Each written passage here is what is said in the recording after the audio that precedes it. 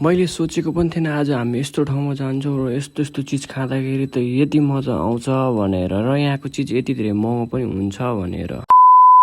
हामी चाहिँ मन्दिरभित्र पनि आइसक्यो। अब मन्दिरभित्र आउँदा त्यसो घुम्नु पऱ्यो नि त, घुम्नुलाई टिकट काट्नुपर्छ। फेरि यहाँ यता टिकट सिकट काटेर हामी चाहिँ टिकट सिकट काटिसकेपछि अब भित्र जानुपर्ने हुन्छ। भित्र जानुपर्दा यस्तो दामी भ्यू थियो नि गाइज, नभनौँ यार। त्यसपछि यहाँ पूजा गर्ने पुजारी थियो, यहाँभित्र जान चाहिँ पाउँदैन, बाहिर मैले भिडियो सिडियो गरेँ। बाहिरबाट भिडियो गर्दा त क्या मजा आएर त्यताको फेरि बाहिर आउँदा त यस्तो मजाको चिजहरू रहेछ नि गाइज, हेर्नु न। फेरि यता हाम्रो चाहिँ पुरै घाम पनि यस्तो चर्को लागेको थियो नि गाइज, भिडियो बनाउनु गाह्रो। फेरि भित्र आउँदा त एकदम चिल थियो क्या गाइज, हेर्नु न कस्तो। फेरि योभन्दा अझै भित्र आउँदा त यस्तो खतरा चिजहरू रहेछ गाइज, मैले अहिलेसम्म देखेको भने।